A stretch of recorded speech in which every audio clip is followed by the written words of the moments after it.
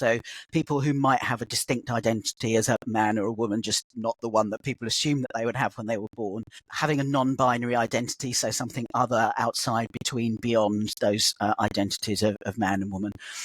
The experience of having a gender which isn't fixed, which is more fluid, and possibly the experience of not having a sense of gender at all in that regard. So those are the kinds of types of experience that we talk about. And yes, there is some language we can use generally to describe that.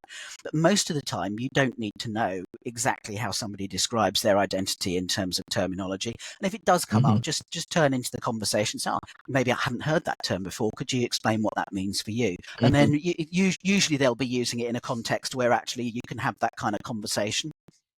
So there's that. And then we would say actually there are perhaps half a dozen, 6 or 8 terms which actually you do need to learn and understand. Words like trans, non-binary, those kinds of terms, gender identity, gender expression.